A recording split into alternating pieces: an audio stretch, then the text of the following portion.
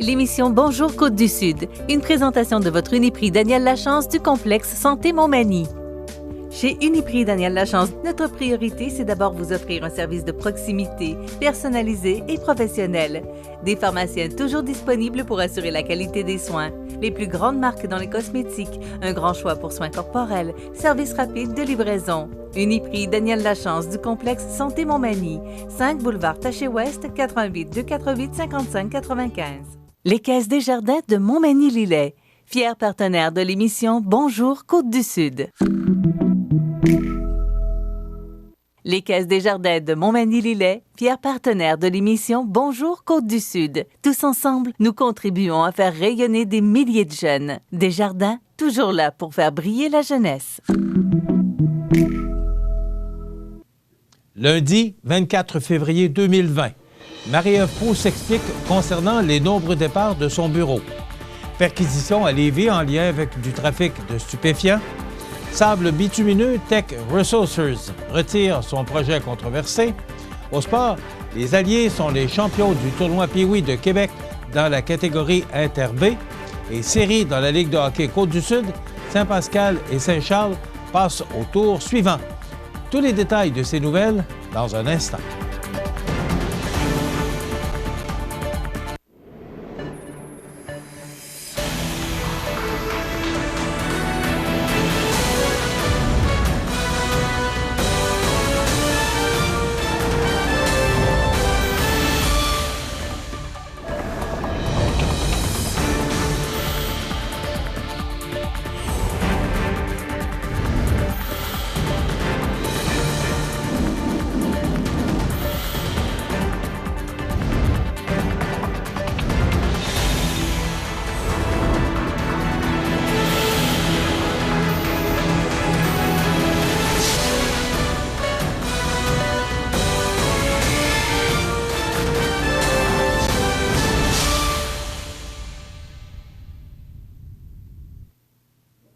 Bonjour, mesdames et messieurs.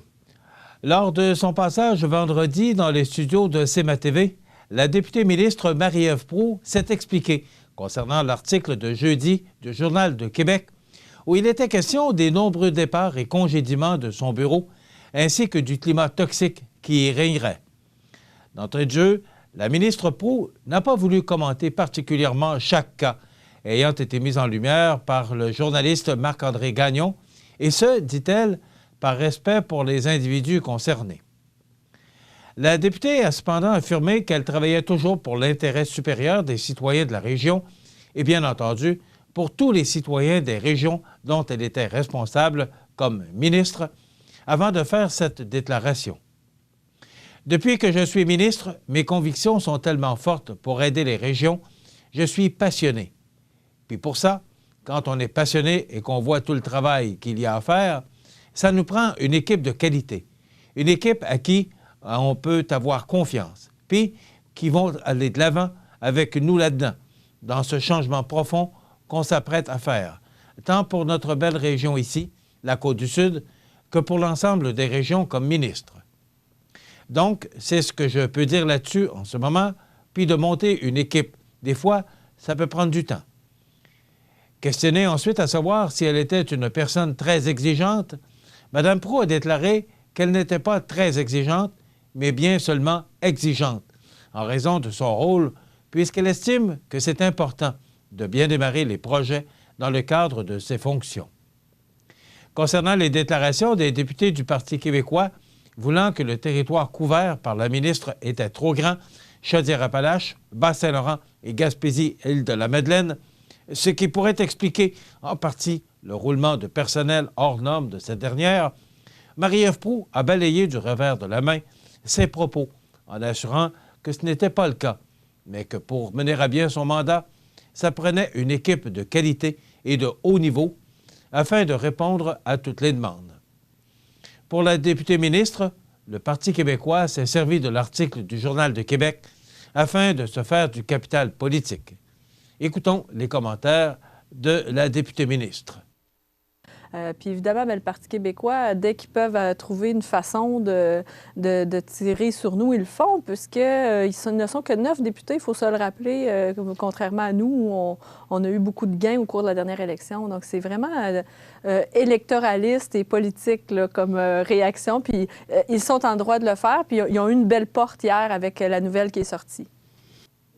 Soulignons cependant, à titre comparatif, que l'actuel député de Montmagny-Lillet-Kamouraska-Rivière-du-Loup, le conservateur Bernard Généreux, a sensiblement la même équipe de travail depuis 2015 et que son prédécesseur, François Lapointe, élu avec la vague orange de 2011, n'a seulement eu qu'un changement dans son personnel, et ce, durant l'entièreté de son mandat de 4 ans.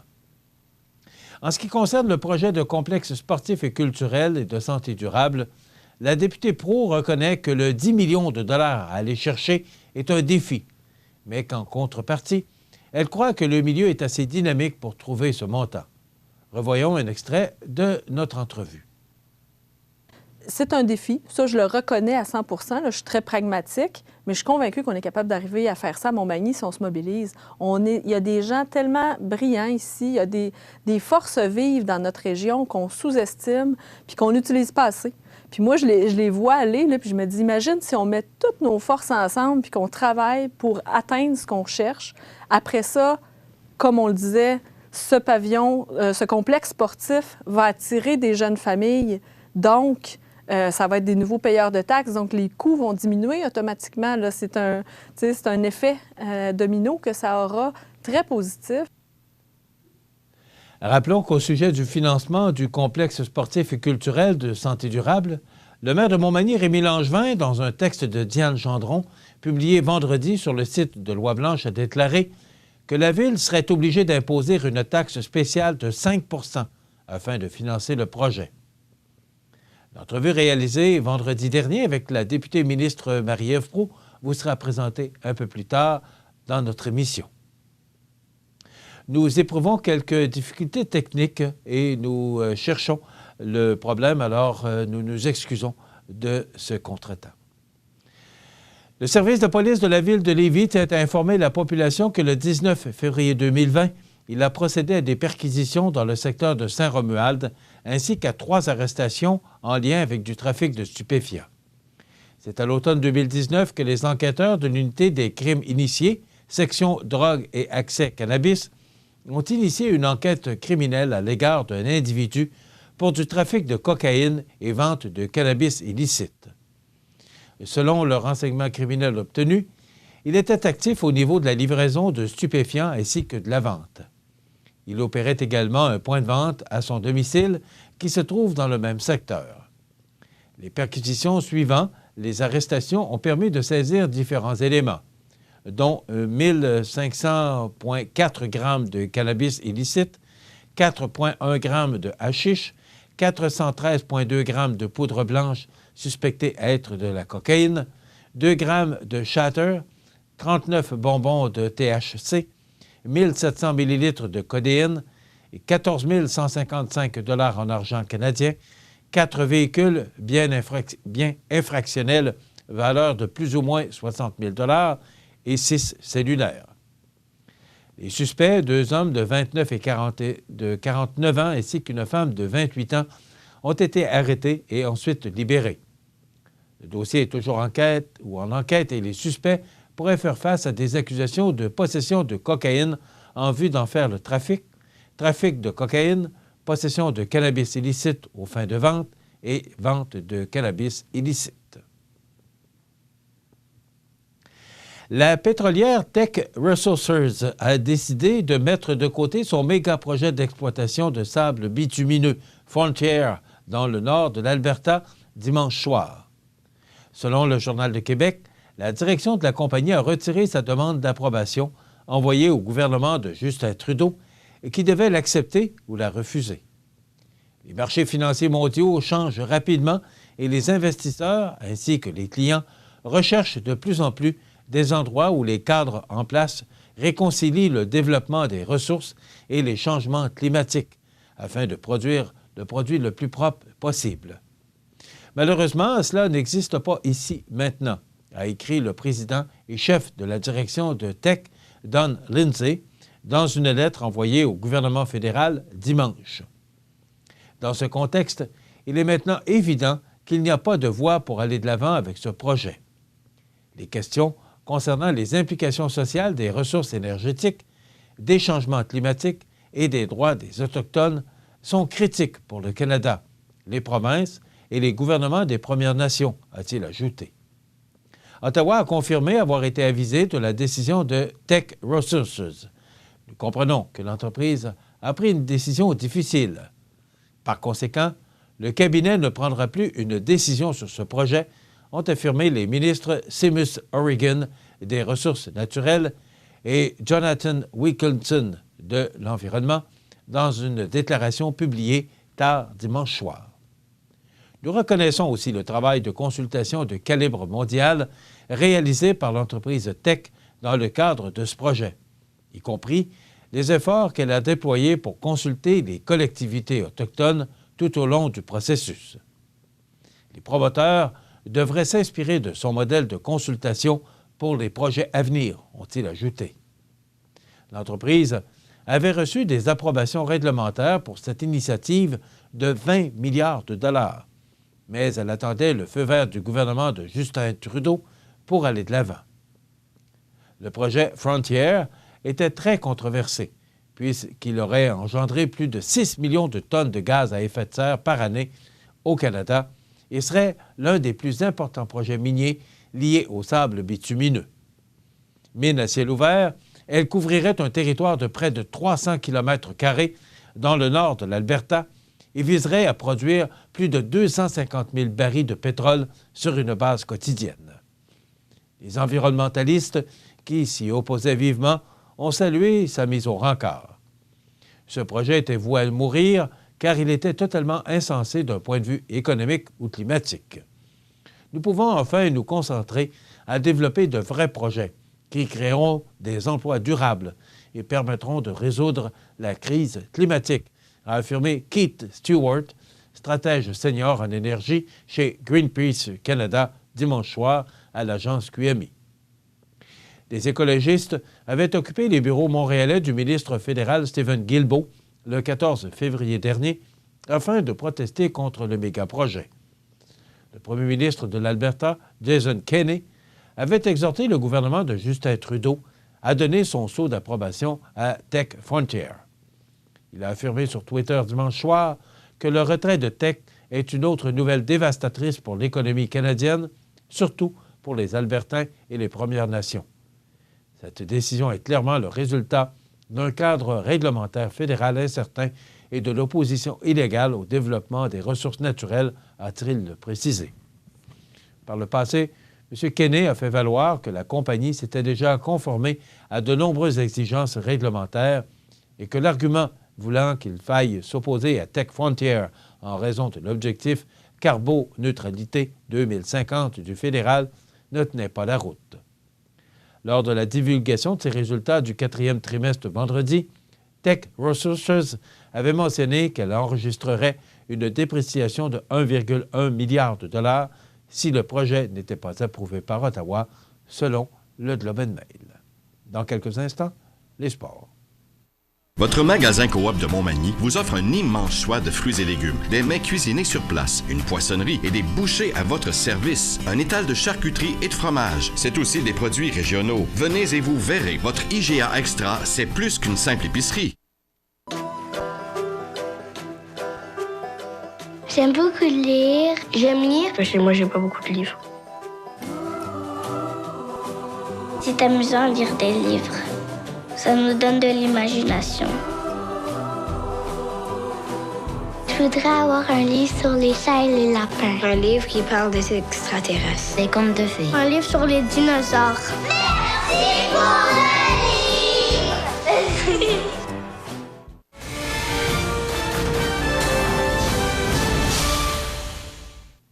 Côté sport, une page d'histoire vient de s'écrire pour les alliés 2B de Montmagny-Lillet, puisque ceux-ci ont remporté la finale du tournoi Pee-Wee de Québec, catégorie Inter-B, contre les cantonniers de Magog. Le match fut toutefois serré puisque nos alliés ont gagné par la marque de 2-1 en prolongation. Le premier but des Alliés ayant été marqué en troisième période par Elliot Bernier, ce qui a créé l'égalité. C'est ensuite, grâce à un but sans assistance de Jasmin Aymon à 5 minutes 2 secondes de la période de surtemps, que les Alliés ont pu mettre la main sur le titre de l'équipe championne du tournoi Pee-Wee de Québec dans leur catégorie. Félicitations à l'organisation pour ce grand fait d'armes de la part de toute l'équipe de CMA TV. Amorcées la semaine dernière à Sainte-Marie et la Pocatière, les séries éliminatoires ont pris leur véritable envol au cours du dernier week-end dans la Ligue de hockey Côte-du-Sud, avec la conclusion des séries 2 de 3 opposant Saint-Charles à Sainte-Marie et la Pocatière à Saint-Pascal, puis le lancement des premières séries demi-finales dans les sections Est et Ouest. Parmi les faits saillants du week-end, soulignons la victoire des Éperviers de Saint-Charles et de l'Impérial de Saint-Pascal, dont l'un des joueurs, Jeannin Desjardins, a subi une importante blessure lors du match du numéro 2 présenté samedi soir. La direction de la Ligue de hockey Côte-Sud tient d'ailleurs à lui souhaiter un prompt rétablissement. Série 2 de 3, section Est, Saint-Pascal, force la tenue d'un match décisif. Après avoir subi un cinglant revers de 7-2 devant la Pocatière lors du premier duel de la série quart de finale dans l'Est, l'Impérial de Saint-Pascal s'est bien battu devant ses partisans le samedi 22 février, signant un gain de 4-1 et forçant la tenue d'un troisième match dimanche après-midi à la Pocatière. Antoine Laure a profité d'un avantage numérique à 8,57 pour inscrire l'unique filet de la première période, ce qui procurait l'avance aux Seigneurs qui ont vu leurs adversaires dominer le reste de la rencontre. En deuxième, l'Impérial inscrivait 2 filets sans réplique, soit ceux de William Arsenault, qui a également, lors d'une supériorité numérique, compté à 1 minute 28, puis de Guillaume Pelletier, qui procurait l'avance aux siens avec son deuxième des présentes séries à 15-37. En troisième période, Nicolas Waters a tout d'abord porté la marque 3-1 à 5 minutes 3, puis William Arsenault, avec son deuxième du match, a complété lors d'un autre avantage numérique à 16-48. Dans un match des plus serrés, qui a nécessité de la prolongation dimanche en fin d'après-midi, un filet de William Arsenault, inscrit à 10 minutes 1 minute de la quatrième période, a propulsé l'Impérial vers un gain de 1-0 sur les Seigneurs qui sont, par le fait même, éliminés des séries d'après-saison. L'Impérial affrontera maintenant les Fondations BA de Trois-Pistoles dans l'autre série demi-finale 3-5 qui s'amorcera le week-end prochain. L'horaire complet de cette série sera dévoilé au cours des prochaines heures sur le site web de la Ligue de hockey Côte-du-Sud. Le directeur général de l'Impérial, Éric Lemelin, n'a pas tardé à qualifier cette victoire d'historique pour la formation de Saint-Pascal, surtout au lendemain d'un accident qui aurait pu avoir des conséquences graves pour le défenseur Jeannin Desjardins. Vers la fin de la rencontre, numéro 2, samedi soir à Saint-Pascal, ce dernier a subi une importante lacération à l'avant-bras gauche, résultat d'un coup de patin accidentel survenu lors d'une altercation. Desjardins a été transporté d'urgence vers un centre hospitalier de la région où il a dû subir une importante opération chirurgicale. L'avant-bras couvert d'un plâtre, le numéro 20 était présent au centre Bombardier de la Pocatière dimanche pour encourager ses coéquipiers. C'était un match très émotif pour nos joueurs, surtout avec ce qui est arrivé hier soir, samedi, où nous avons vécu des moments inquiétants. Les gars se sont serrés les coudes et ce soir, c'était un véritable duel de séries éliminatoires que nous avons vécu. Nous sommes prêts pour le défi qui nous attend, de préciser Éric Lemelin. Série 2 de 3, section Ouest, Saint-Charles égalise les chances. Après avoir perdu leur rencontre initiale devant le Giovannina à Sainte-Marie, les Éperviers de Saint-Charles retrouvaient leurs opposants à Beauceron le vendredi 21 février à l'Aréna de Saint-Charles pour le deuxième affrontement de la série quart de finale 2 de 3 de la section Ouest. Mené par William Labbé, qui a inscrit un tour du chapeau, dont le filet vainqueur en prolongation, les Belchassois ont signé un gain de 5-4, forçant ainsi la tenue d'une rencontre ultime dimanche soir à Sainte-Marie. Les deux équipes se sont échangées 2 buts chacun en première. Labbé a ouvert la marque pour les Éperviers à 3,54, puis Joey Goulet créait l'égalité moins de 3 minutes plus tard. Kevin Dupont a redonné l'avance aux locaux à 12 minutes 7 et Félix-Antoine Chabot, avec son deuxième des séries, ramenait tout le monde à la case départ à 19-17. Les Éperviers ont dominé la période médiane avec 2 filets contre 1 pour les visiteurs. William Labbé, avec son deuxième du match sans aide à 10-41, procurait momentanément l'avance 3-2 aux Éperviers, puis Joey Goulet, avec son deuxième du match, égalait de nouveau la marque à 13-53. Gabriel Bouchard a porté la marque 4-3 pour les Éperviers, assisté de Labbé et Daniel Godbout avant la fin de l'engagement et en milieu de troisième, un filet de Samuel Landry allait mener tout le monde en prolongation. William Labbé a tranché le débat à la 3e minute de la prolongation sur une passe de Kevin Dupont. Le Giovannina de Sainte-Marie, qui a remporté le championnat des séries éliminatoires de la Ligue de hockey Côte-du-Sud l'an passé, ne pourra finalement pas répéter son exploit. Après avoir perdu à Saint-Charles vendredi soir, les Beaucerons se sont finalement inclinés 6-0 lors du match ultime de cette série quart de finale présentée dimanche soir au Centre Castel. William Labbé a ouvert la marque en triomphant ou en trompant la vigilance de Jean-Philippe Fecteau à 14-53 en première, puis en deuxième, William Nadeau a accru cette avance avec 2 buts sans réplique inscrits à 9-21 et 13 minutes 2, suivi de Jeff Quentin, Jesse Croteau et Jean-Christophe Fougère, qui ont complété la marque pour les Éperviers en troisième. Dwayne Rodrigue a enregistré le blanchissage pour les Éperviers qui affronteront, à compter du vendredi 28 février, les Mercenaires de Lotbinière dans le cadre de l'autre série demi-finale 3-5. L'horaire complet de cette série sera publié au cours des prochaines heures. Série demi-finale dans l'Est, cette fois-ci, le premier duel au décor Mercier. Dans la section Est, c'est samedi soir que s'est amorcé le premier duel de la série demi-finale 3-5 opposant le pavage Jéricho de Saint-Jean-Port-Joli au décor Mercier à l'Aréna de Montmagny. Dans une rencontre serrée lors des 2 premières périodes, les Magny-Montois ont signé un gain de 4-2, prenant les devants 1-0 dans cette série. Le décor Mercier s'est d'abord imposé avec 2 buts rapides lors d'avantages numériques en fin de première période.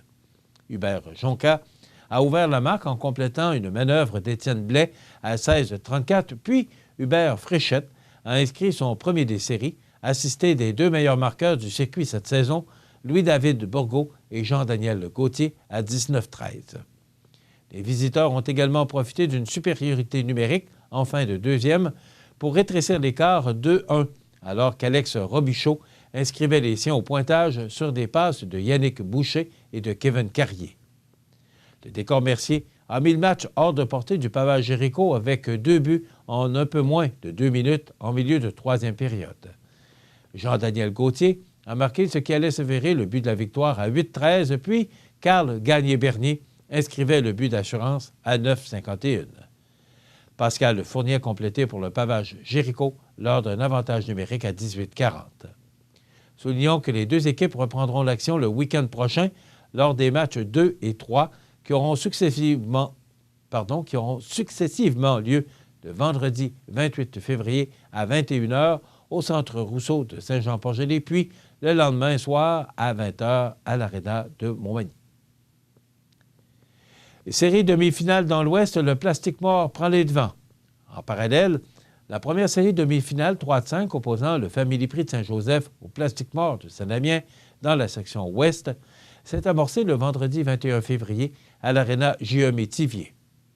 Après une fin de saison difficile, les joueurs du Plastique Mort ont comblé leurs partisans, signant un gain difficile de 4-3 lors de ce premier affrontement entre les 2 équipes. Les locaux ont explosé avec 3 buts dès la période initiale. Mathieu Morissette a donné les devants aux siens à 1-32, puis Joël Boutin a créé l'égalité à 6-35. Alexandre Larochelle a redonné l'avance au Plastique Mort lors d'un avantage numérique à 11-35 et Yann Chaboc a creusé l'écart en trompant la vigilance du gardien adverse à 13-54. Alexandre Larochelle a de nouveau profité d'un avantage numérique à 6 minutes 8 en deuxième période pour inscrire ce qui allait s'avérer le filet victorieux pour Saint-Damien qui a vu les visiteurs marquer à 2 reprises en 3e. Antoine Fortin a porté la marque 4-2 à 1-18 et Junior Lessard a ramené les siens à un but des locaux à 12-38. Victoire convaincante pour Saint-Damien. Plastic Mort et Family Prix se retrouvaient à l'Aréna de Saint-Joseph pour le 2e match de cette série dimanche après-midi. Contrairement à vendredi soir, l'issue de cette rencontre n'a pas fait de doute cette fois-ci, Saint-Damien l'emportant par la marque de 5-1 pour ainsi prendre les devants 2-0 dans cette série. Pierre-Ric Bissonnette et Jérémy Fournier ont propulsé les Plastiques Morts ou le Plastic Mort en avant 2-0 dès la période initiale et Alexandre Larochelle a porté la marque 3-0. Excusez-moi. À 3 minutes 40 en 2e. Fort de cette avance, les visiteurs ont poursuivi sur le lancer en 3e, ajoutant 2 autres buts à leur avance. Maxime Lévesque a porté la marque 4-0 lors d'un avantage numérique à 8-15, suivi de Jérémy Fournier, qui inscrivait son 2e du match sans aide à 15-54. Le gardien William Boily, qui a reçu un barrage de 42 lancés, a été privé d'un jeu blanc lorsque Junior Lessard l'a déjoué à 19-3. Soulignons que les 2 équipes se retrouveront le vendredi 28 février à 21h à l'Aréna de Saint-Damien pour le match numéro 3 de cette série. Si nécessaire, les rencontres numéros 4 et 5 seront disputées le dimanche 1er mars à Saint-Joseph, puis le vendredi 6 mars à Saint-Damien. Les étoiles de la semaine, première étoile, William Labbé, des Éperviers de Saint-Charles, 4 buts en 2 parties. Deuxième étoile, Joël Daris de l'Impérial de Saint-Pascal, 2 victoires, dont une par blanchissage et la 3e étoile. Jérémy Fournier, du Plastic Mort de Saint-Damien, 2 buts et 3 passes en 2 parties. Voilà ce qui complète notre bulletin d'actualité pour aujourd'hui. Si vous avez des nouvelles à nous transmettre, vous pouvez le faire en communiquant avec notre salle des nouvelles au 418-241-1313, poste 226. Ou encore, vous pouvez nous écrire à nouvelles@cmatv.ca. Vous pouvez également nous suivre comme plus de 12 580 personnes le font maintenant sur la page Facebook de cmatv.ca. Vous êtes à l'antenne du réseau de télévision CMA-TV, le média le plus regardé et le plus suivi. Ce qui le confirme, numéro 1 de l'information sur la Côte-du-Sud. Voilà, c'est tout pour l'instant. Dans quelques minutes, des prévisions de la météo et l'état des routes.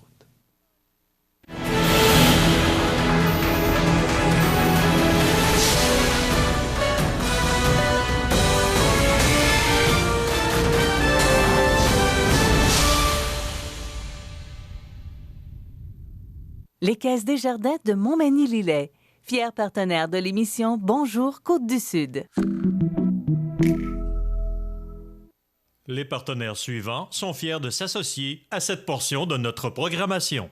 Chez Luminaire Futura, voyez notre choix immense de lampes de table, modèles suspendus ou murales, grand choix de lampes de travail pour étudiants, petits et grands, le plus grand choix d'horloges pour tous les goûts et pour tous les styles. Luminaire Futura, 125 Taché Ouest Montmagny, 248 73 35. J'espère que vous avez profité de cette belle fin de semaine pour aller prendre l'air, aller faire des sports d'hiver, patins, ski, du ski de fond, peu importe, parce que c'était vraiment une belle fin de semaine. On pourrait même dire que c'était une fin de semaine printanière. Là.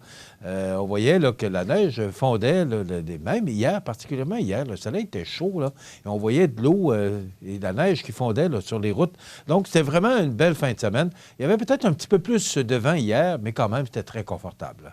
Maintenant, pour les prochains jours de la semaine, pour débuter cette semaine, on regarde d'abord notre image radar qui nous indique une masse nuageuse qu'on connaît actuellement et ça devrait nous apporter au cours de la journée une alternance de soleil et de nuages avec des vents du sud-ouest de 20 km/h avec des rafales à 40, maximum, croyez-le ou non, de plus 5 degrés. Donc, c'est pas ce qu'on indique sur notre tableau. Mais pourtant, c'est bien ce que Environnement Canada nous donne comme prévision. Ce soir et la nuit prochaine, partiellement nuageux, vent du sud-ouest de 20 km/h devenant léger vers minuit, avec un minimum de -3 pour la nuit prochaine. Demain mardi, généralement ensoleillé avec des vents jusqu'à 15 km/h, maximum de plus 3 degrés. Pour la nuit de mardi à mercredi, dégagé, minimum de -7 et pour mercredi, du temps nuageux avec un maximum doux de -1 degré. Pour la nuit de mercredi à jeudi, neige avec un minimum de -3. Et pour jeudi, de la neige. Donc, il y a une dépression là, qui doit nous atteindre de jeudi et qui pourrait nous apporter de bonnes précipitations. C'est à voir, c'est à constater pour jeudi prochain. Maintenant, pour la nuit de jeudi à vendredi, on parle de temps nuageux, maximum de -6 degrés. Pour vendredi, pour la nuit de jeudi à vendredi, nuageux, avec un maximum de -6, voilà. Et pour la nuit de vendredi à samedi, nuageux, avec 60 % de probabilité d'averse de neige, minimum de -11 degrés. Pour samedi, alternance de soleil et de nuages, avec 30 % de probabilité d'averse de neige, maximum de -5. Et pour dimanche, pour cette première journée du mois de mars, alternance de soleil et de nuages, avec un maximum de -4 degrés. Les normales de saison à ce temps-ci de l'année sont de -4 le jour, -15 la nuit. Le soleil s'est levé à 6h32 ce matin. Il se couchera à 17h18. La température la plus élevée a été enregistrée en 2017. Est-ce que ça pourrait qu'on batte ce record? C'est à suivre. Donc, 5,2 degrés. Et la plus froide en 2015 avec -25 degrés. Aucune précipitation hier. Le maximum enregistré a été de 3,2 degrés quand même pour un 23 février. Et le minimum au cours de la nuit dernière de -1,9 degrés. La pression barométrique est actuellement à 101,1 kPa. La tendance est à la baisse. L'humidité est à 67 %. Les vents soufflent actuellement de direction sud-sud-est à 14 km/h. Il fait -4 degrés actuellement. On a quelques éclaircies, mais quand même un ciel passablement nuageux à 8h32. L'état des routes présenté par le garage Fernand Landlois à Montmagny, qui offre le service de remplacement de pare-brise, la peinture et le débosselage de votre carrosserie. Le garage Fernand Landlois est membre de la bannière Car Expert. Le garage Fernand Landlois et Fils, 4e rue Montmagny, 248-5622. Alors, comme l'indique le tableau, toutes les routes, qu'elles soient secondaires, qui mènent au sud de Bellechasse, Montmagny, Lilley, Kamouraska, c'est sur pavage. Et il en est de même pour la 132 et l'autoroute 20 de Lévis vers Montmagny, La Pocatière et Rivière-du-Loup. C'est sur pavage, c'est beau partout. Donc, si vous devez prendre la route aujourd'hui, bien, vous pouvez le faire en toute sécurité parce que c'est beau et en plus le temps doux, bien, ça améliore grandement la qualité de nos routes.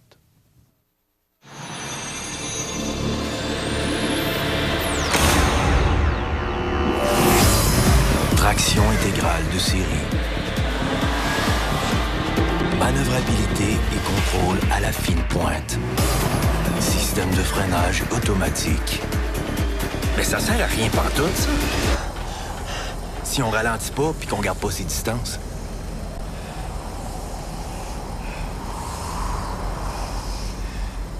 Vous regardez le réseau de télévision C'est ma TV. Les anniversaires IGA vous sont présentés par votre magasin Coop IGA Extra de Montmagny, qui vous rappelle que bien manger, ça commence dans votre magasin Coop IGA Extra de Montmagny. Venez vivre la différence à votre magasin Coop IGA Extra de Montmagny. C'est aujourd'hui, lundi, le 24 du mois de février 2020. Et c'est le temps de souhaiter bon anniversaire à nos jubilaires de ce 24 février. Mais d'abord, bonne fête. Madame Édith Lavoie, c'est de la part du groupe de prière Saint-Thomas. Bon anniversaire, Madame Lavoie. Bon anniversaire aujourd'hui à André Nicole. C'est de la part de Jeannette et Roland. Alors, bon anniversaire, André Nicole, en ce 24 février. C'est tout pour les anniversaires de notre région. 241-1313, poste 229, pour nous signaler les anniversaires des gens que vous aimez, vos parents, vos amis. Vous pouvez le faire en tout temps parce que c'est une boîte vocale. Aujourd'hui, c'est l'anniversaire à Philippe Danault, qui joue pour les Canadiens encore aujourd'hui, parce que vous savez que c'est la grosse journée des transactions. C'est la dernière journée, d'ailleurs, qu'on peut effectuer des transactions dans la Ligue nationale de hockey. Donc, Philippe Danault, je pense qu'il va rester à Montréal. Il a 27 ans aujourd'hui. Ce ne serait pas un beau cadeau de fête pour Danault. Vous savez qu'Ilya Kovalchuk a été échangé hier à Washington. Alors, on va suivre ça de près pour vous. Alex Kovalev, ex-attaquant de la Ligue nationale, 47 ans aujourd'hui. Manon Réaume, première gardien de but dans la Ligue nationale. Elle a joué, entre autres, pour Pittsburgh, 48 ans. Lynn Beauchamp, ex-délégué général du Québec à Paris, 57 ans. Patrice Lécuyer, cet excellent animateur et comédien, Il a 60 ans aujourd'hui. Il n'a pas l'air de ça, Patrice. Gaston Lepage, comédien et animateur, 71 ans. Et Jacques Salvaille, chanteur et animateur québécois. Il a 74 ans aujourd'hui. Et on se souvient du décès, entre autres, de Mark Wiseman, 93 ans. Il est décédé l'an dernier. Musicien, chanteur et guitariste de Bluegrass. Il avait 93 ans. Décédé en 2018, Bud Lockey, 83 ans, animateur, dessinateur, surtout connu pour son travail pour Pixar Animation Studio. Colin Lowe, 89 ans, réalisateur à l'ONF et producteur de cinéma canadien, décédé en 2016. En 2015, Graziella Ouellette Michaud, décédée en 2015, 92 ans, la mère du cardinal Marc Ouellette. En 2014, Harold Ramis, 69 ans, acteur, réalisateur et scénariste américain, est décédé en 2014. Également en 2014, Franny Beecher, 92 ans, guitariste pour l'excellent chanteur Bill Haley. Alors, il est décédé en l'âge de 92 ans, Bill Haley and the Comets. Également, on se souvient du décès de Bernard Loiseau en 2003, 52 ans, chef cuisinier français. Jack Teitelman, décédé en 95, mon ex-patron, qui a été un bâtisseur de la radio de Québec, pour qui j'ai travaillé à Montréal pour CKVL dans les années 70. Et en 94, Dinah Shore, 77 ans, décédée en 94, grande dame de la chanson américaine. Voilà, ça complète les anniversaires de ce lundi 24 février. Dans quelques instants, et d'ici la fin de l'émission, bien sûr, on aura les commentaires de notre ami José Soucy. Mais d'abord, une entrevue que j'ai réalisée vendredi matin avec la députée ministre Marie-Ève Proulx. Donc, c'est une trentaine de minutes d'entrevue alors qu'on va parler de ce roulement de personnel chez elle dans son bureau. Et également aussi, on va parler du complexe sportif. On va également avoir d'autres sujets, donc les horaires de faction et bien d'autres sujets. Donc, après la pause, la députée ministre, Mme Marie-Ève Proulx. Desjardins et ses membres sont toujours là pour faire briller la jeunesse. Les jeunes ont des rêves, des ambitions, des projets et les caisses Desjardins de Montmagny-Lillet sont fiers de les soutenir et de les faire rayonner. Desjardins, toujours là pour faire briller la jeunesse. Je m'appelle Kéliane. J'aime beaucoup nager. Moi, je suis capable de nager toute seule avec mes prothèses. J'aime faire des chandelles dans la piscine. C'est comme si tu marchais sur les mains. Les amputés de guerre m'ont donné ma jambe et mon bras de natation. J'adore les prothèses pour aller à l'eau. Vous regardez le réseau de télévision C'est ma TV. Ma prochaine invitée, c'est notre députée et également ministre déléguée au développement régional, Mme Marie-Ève Proulx. Marie-Ève, bonjour. Bonjour, Michel. Comment ça va? Ça va très bien.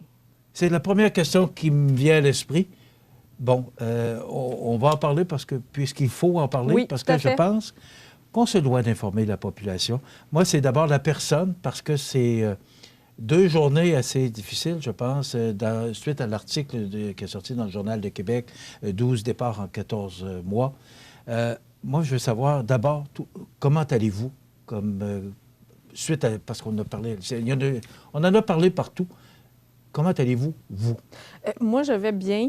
Évidemment, moi, je trouve que dans ces moments-là, il faut faire face à la tempête. Il faut faire face et non jouer à l'autruche. Puis moi, c'est ma façon de gérer ces situations. Bon. Oui, c'est une tempête, mais c'est 12 départs en 14 mois. Oui. Comment expliquez-vous ça? Bien, en fait, c'est une question de régie interne. Je ne peux pas rentrer dans chaque dossier, par respect pour les individus. Puis chaque dossier est différent. Dans ce cas-là, ce que j'ai envie de dire, moi, c'est que depuis le jour 1 de mon élection, depuis le jour 1 de mon entrée en fonction, j'ai toujours mis l'intérêt du citoyen en avant dans tous les gestes que je pose. C'est vraiment l'intérêt du citoyen de ma région, puis l'intérêt de toutes les régions. Depuis que je suis ministre, mes convictions sont tellement fortes pour aider les régions. Je suis passionnée. Puis pour ça, quand on est passionné puis qu'on voit tout le travail qu'il y a à faire, ça nous prend une équipe de qualité, une équipe en qui on peut avoir confiance puis qui ont envie d'aller de l'avant avec nous là-dedans, ce changement profond qu'on s'apprête à faire, tant pour notre belle région ici, la Côte-Sud, que pour l'ensemble des régions comme ministre. Donc, c'est ce que je peux dire là-dessus en ce moment, c'est que, puis de monter une équipe, des fois, ça peut prendre du temps. On dit de vous que vous seriez une personne très exigeante. Est-ce que c'est le cas? Bien, je dirais pas, mais je suis exigeante parce que quand on fait du développement, on structure les choses, puis c'est important de bien démarrer les projets. OK. Maintenant, est-ce que ça va s'améliorer? Parce qu'il y a eu encore des changements. Il y a 2 nouvelles personnes qui se sont jointes à vous la semaine dernière, là, Mme Suzanne Gagné et Mme Joanne Cyr. Tout à fait. Bon, alors, 2 autres personnes qui se joignent à vous. Est-ce que là, on peut penser qu'ils vont rester avec vous un certain temps? Je le souhaite autant que vous. Bon. Puis c'est très bien parti, je vous le dirais. C'est 2 femmes d'expérience, 2 femmes qui connaissent bien la région, qui viennent d'ici. Donc, les conditions sont là pour qu'on ait une équipe de feu, comme je m'attends à avoir, pour qu'on puisse travailler à répondre puis à faire avancer les dossiers de notre région. En tout cas, connaissant ces gens-là, vous avez 2 bonnes personnes vraiment, très dynamiques. Vraiment. Je suis très contente, Michel. Que je connais bien. Mais pour terminer sur ce sujet-là, le Parti québécois est revenu hier sur le fait que vous avez un trop grand territoire. Bon, c'est vrai, vous avez un grand territoire, il faut l'avouer, il ne faut pas se le cacher. Est-ce que ça peut être une des causes de tous ces départs par rapport à vos exigences? Pas du tout, pas du tout.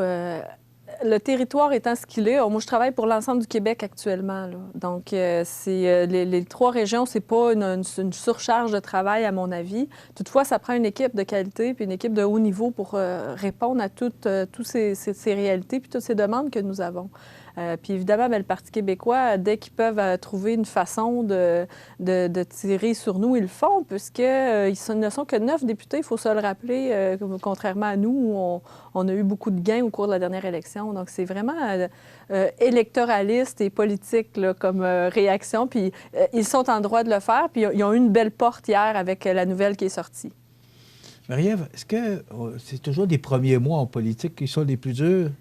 On approche du 2 ans, là, parce que... ça fait 15 mois. On est encore proche de la première année. Comment vous trouvez ça? Moi, je suis toujours très passionnée. J'adore ce que je fais. Ah oui, vraiment. C'est pas facile, la politique. C'est pas facile, mais... On le voit avec tout ce qui se passe. Je le savais.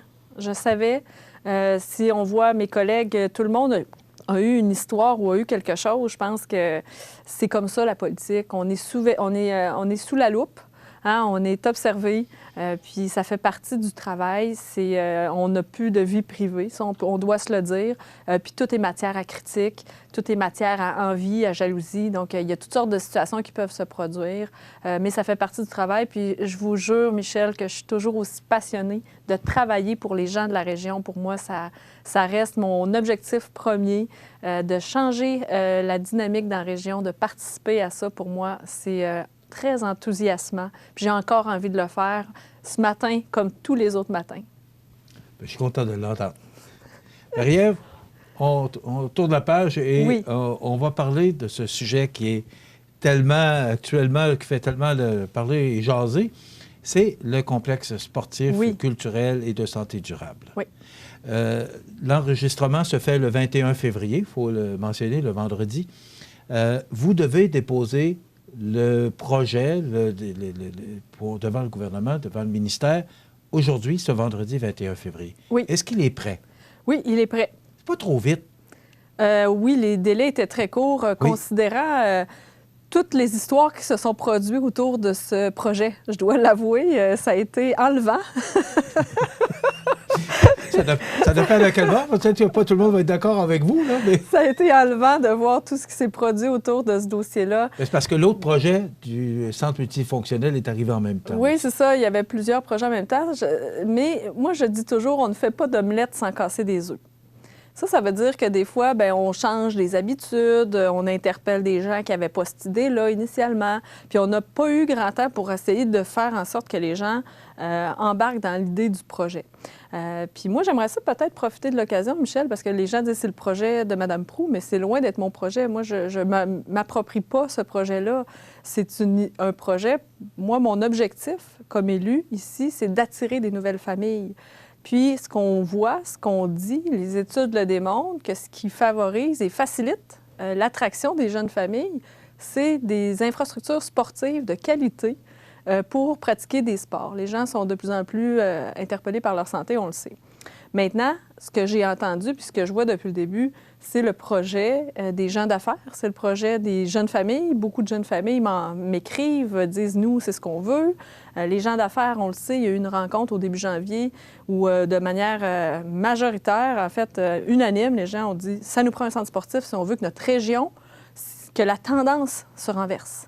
Fait que moi, c'est vraiment ça, je tenais à le dire, là, puis c'est un projet qui est important, mais qui, tu sais, je vais appuyer des projets de façon générale. Puis si c'est pas cela, ça sera un autre. Mais pour moi, s'il attire des jeunes familles, s'il attire une nouvelle population, pour moi, c'est un projet valable. Si c'est des projets qui ne font pas ça, bien, je dois questionner. OK. Mais là, on parle, parce qu'il est en 2 phases, 30 millions pour le centre sportif, 10 millions pour la nouvelle salle, la réfection de la salle Edwin. On parle d'un projet de 40 millions. Et là, il y a 2 programmes. Il y a le PAFIR, les infrastructures, je ne me souviens pas exactement de la définition. Moi, c'est lui, là, vraiment, qui était rapide. C'est lui que moi, j'avais en tête. Bon, le PAFIR, c'est 66 de subvention et le PQI, c'est 90 Oui. Moi, la question que je veux vous poser ce matin, si on a le PAFIR, c'est 66 donc ça veut dire à peu près une vingtaine de millions, faisons des chiffrons, il manque 10 millions. Oui. On va le prendre où, le 10 millions? Parce qu'on a eu toutes les difficultés du monde, mais Richard Guimond a réussi d'une façon magistrale à aller chercher 2,3 millions pour l'IRM, pour l'hôpital. Oui. Mais on a travaillé pour réussir. Là, 10 millions, Marie-Ève, on va aller chercher où et comment on va... Parce que ça inquiète le maire de Montmagny aussi. Oui, bien c'est ça. Le maire, je pense qu'il est inquiet sur à peu près tout dans ce projet-là. D'ailleurs, c'est le seul qui n'a pas appuyé le projet là, à la MRC quand le vote a eu lieu. Mais, puis je le comprends, c'est correct, il y a le droit. Là, mais c'est le compte de taxe qui l'inquiète. Là, mais en fait, le 10 millions en ce moment, puis même les gens d'affaires ont dit, bien, garde, on perd rien, on va l'essayer. Il faut l'essayer. Puis c'est sûr que 10 millions, ça a l'air d'un gros montant. Mais il y a des options, il y a des possibilités. Il y a des organismes aussi ou des fondations qui peuvent nous appuyer dans cette démarche. Puis même, il y a déjà des pistes d'envisager. Donc ça, moi, je suis... c'est un défi. Ça, je le reconnais à 100 là, je suis très pragmatique, mais je suis convaincue qu'on est capable d'arriver à faire ça à Montmagny si on se mobilise. Il y a des gens tellement brillants ici, il y a des forces vives dans notre région qu'on sous-estime puis qu'on n'utilise pas assez. Puis moi, je les vois aller, là, puis je me dis, imagine si on met toutes nos forces ensemble puis qu'on travaille pour atteindre ce qu'on cherche. Après ça, comme on le disait, ce pavillon, ce complexe sportif va attirer des jeunes familles. Donc, ça va être des nouveaux payeurs de taxes, donc les coûts vont diminuer automatiquement. Là, c'est un effet domino que ça aura très positif. Puis dans plusieurs régions qui ont fait un complexe sportif, je pense à Lévis, je pense à Victoriaville, je pense à des villes en Abitibi-Témiscamingue où j'ai vu ça dans ma tournée au cours de la dernière année. C'est incroyable l'effet que ça a. Là. La population augmente, il y a une attractivité qui se fait, puis ça fait que tu es plus de payeurs de taxes à te partager le coût total, tu sais. Donc, pour moi, c'est évident qu'on est capable d'arriver à ça dans la région ici. Puis là, il y avait une question, hein, les gens mettaient en confrontation PQI et PAFIR. Bien, parce que dans la Beauce, là, je vais l'expliquer parce que là, les gens de la MRC disaient il faut passer par le PQI, il faut passer par le PQI parce que la Beauce est passée par là. J'explique. Dans la Beauce, il y a une augmentation de la clientèle scolaire. OK? Ils ont plus d'élèves, eux autres. Ici, là, nos élèves, c'est à coût de 40 élèves de moins par année. Ça ne justifie pas une construction, un alors agrandissement. Que dans la Beauce, c'est quoi? Il y a une augmentation d'élèves. Il manque de classes pour accueillir les élèves. Okay. Donc, ils ont construit des classes puis un gymnase supplémentaire parce qu'il n'y avait pas assez de place dans leur école pour accueillir des enfants, des étudiants du secondaire. Donc là, ça justifie le PQI. Le PQI, on s'entend, c'est le 90 programme québécois des infrastructures, et c'est pas vrai que c'est nécessairement 90 Chaque projet, ça peut varier. Okay. Puis là, c'est un service public, c'est une école qu'on agrandit. À Montmagny, si jamais il y avait une explosion, mettons qu'il y avait 200 jeunes de plus puis qu'il y aurait une pénurie de classes, bien là, on pourrait déposer.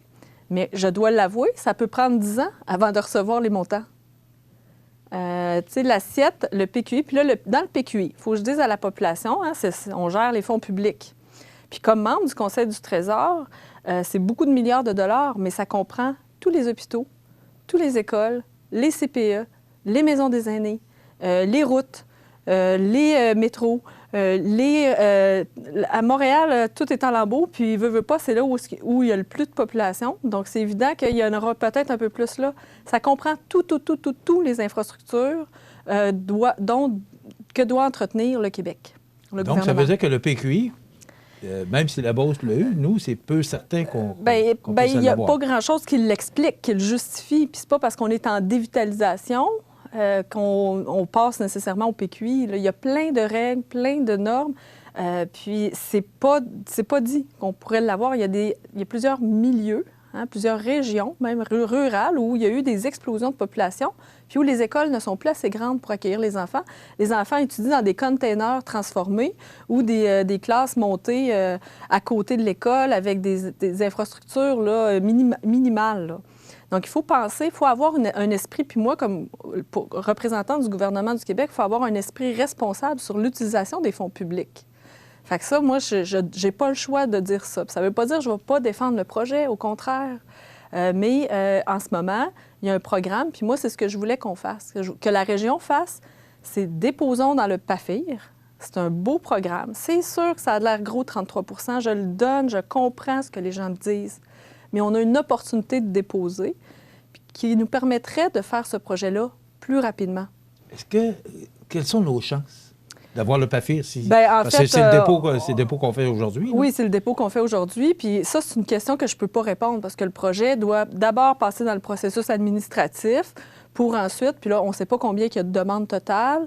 On sait qu'il y a 294 millions de dollars dans le programme. Okay. La dernière fois, pour 200 millions, il y avait eu 800 millions de demandes. Fait que le rapport est... Puis là, combien on recevra cette fois-ci versus le nombre de fonds disponibles, bien, tout est à voir. Là. Fait que... Ça ne veut pas dire qu'on aurait 20 millions. C'est ça que je comprends? Habituellement, s'il y a plus un projet, de l'appui au complet. OK, de 66 c'est ça. Aux environs. C'est ça, au complet, dans le sens où si on demande pour 30 millions, si on évalue que notre projet coûte 30 millions, puis que ça serait 20 millions qu'on recevrait. OK. Ils ne vont pas donner juste 5 millions, vous comprenez? Ils vont appuyer l'ensemble du projet. OK. Et du côté du 10 millions pour le niveau culturel, ça, c'est un autre ministère, c'est le ministère de la Culture et des Communications. C'est un autre projet. Et est-ce que vous présentez-vous aussi ce projet-là? Bien, en fait, ça s'est joint ensemble, mais moi, pour le moment, là, c'était juste le PAFIR, là, le dépôt au PAFIR. Ouais. OK, ça n'a rien à voir pour ça, j'ai pas vu le reste, là. Okay. C'est ça. C'est beau. Alors, je pense que ça met les choses j'espère que j'ai expliqué plus clairement parce que je sais qu'il y a eu plusieurs communications, plusieurs messages, tout s'est mêlé hein, ces dernières semaines. Ça a été des semaines riches en émotions et en dossiers. C'était une grosse semaine. Pour vous, particulièrement, c'était une grosse semaine. Pour moi, mais aussi pour la population de Montmagny. Depuis Noël, ça roule ici. Là. Parce que les réseaux sociaux jasent beaucoup aussi. Oui, hein? j'ai vu ça. Marie-Ève, on va faire une petite pause. Oui. Et après quoi, on va parler, c'est sûr que tout le monde parle de ça actuellement, l'horaire de faction de Saint-Jean-Port-Joli. Oui, tout à fait. Je vais vous entendre également sur la transaction de Bombardier avec Alstom. Alors, vous restez avec nous pour cette deuxième partie. Marie-Ève Proulx, qui est députée de Côte-du-Sud, d'abord. On est toujours tenté à dire ministre, mais c'est d'abord notre députée de Côte-du-Sud et aussi ministre. On revient dans quelques instants. La clinique dentaire Montmagny, c'est un service complet de dentisterie. 4 dentistes, un orthodontiste, un maxillofacial. C'est aussi une équipe qualifiée d'hygiénistes, d'assistantes, désireux de répondre à vos besoins. La clinique dentaire Montmagny, 63 Taché-Ouest, 248-2175. La nouvelle positive, une présentation de La Pointe Auto, votre concessionnaire Chrysler, Dodge, Jeep, Ram à Montmagny. La Pointe Auto, c'est plus de 65 ans à votre service. La Pointe Auto à Montmagny s'assure toujours de vous offrir ce qu'il y a de mieux pour vous. Faites l'essai du tout nouveau Ram 1500 ou du Jeep Wrangler. Vous serez conquis. La Pointe Auto, concessionnaire Chrysler, Dodge, Jeep Ram, boulevard Taché-Ouest de Montmagny, 248-8899 ou lapointeauto.com. Alors, notre nouvelle positive pour aujourd'hui, c'est les Caisses Desjardins de Montmagny-Lillet qui remettent 9 386 $ à 6 écoles primaires de la région. Donc, du 17 au 21 février 2020, dans le cadre des journées de la persévérance scolaire, c'est l'affaire de tous et que plusieurs activités ont été organisées à travers la province dans le but de mobiliser la collectivité autour des jeunes. C'est par ailleurs l'occasion de rappeler que la persévérance scolaire, c'est l'affaire de tous et que chaque jeune a besoin d'encouragement quotidien. Dans cette semaine consacrée à la persévérance scolaire, les Caisses Desjardins de Montmagny-Lillet en ont profité pour remettre les bourses aux gagnants d'un prix Fondation Desjardins pour la région. Parmi les 1798 candidatures reçues, 6 projets soumis par les écoles primaires de la région ont été retenus, dont le projet Classe Nature au Centre d'équithérapie de l'école Aubert de Gaspé, le projet Midi Country Pound de l'école Chanoine-Ferland, le projet Sans écran de l'école de la Colline, le projet des vélos spéciaux pour faire bouger une école de l'école Beaubien, ainsi que les projets La lecture à main pointure et à Saint-Nic, on recycle de l'école Saint-Nicolas. Rappelons que les projets devaient contribuer à l'estime de soi, la motivation et l'engagement des jeunes. Les gagnants ont été déterminés par un vote des administrateurs et des employés du Mouvement des Jardins. C'est ainsi que la Fondation Desjardins, par l'entremise des prix Fondation Desjardins, a remis 768 000 $ à 365 projets touchant près de 55 000 jeunes à travers le Québec et l'Ontario. De plus, par le biais de la Fondation Desjardins et de ses divers partenaires, la Caisse met à la disposition de ses membres divers outils gratuits qui les aideront à accompagner leurs enfants dans leur parcours scolaire et par la suite dans leur choix de carrière. Grâce à ces actions concrètes pour appuyer la persévérance scolaire, la Caisse Desjardins de Montmagny-Lillet s'inscrivent comme des acteurs coopératifs incontournables de leur collectivité. C'est une belle nouvelle, les Caisses Desjardins de Montmagny-Lillet qui remettent 9 386 $ à 6 écoles primaires de la région. La nouvelle positive, une présentation de La Pointe Auto, votre concessionnaire Chrysler, Dodge, Jeep, Ram à Montmagny. La Pointe Auto, c'est plus de 65 ans à votre service. Les prévisions de la météo, une présentation de Promutuelle Assurance Montmagny-Lillet, toujours à l'écoute de vos besoins. La météo est présentée par Promutuelle Assurance Montmagny-Lillet, où des professionnels de chez nous sont heureux de répondre à tous vos besoins en assurance. Promutuelle Assurance Montmagny-Lillet est là, dans la région, pour ses membres et la communauté.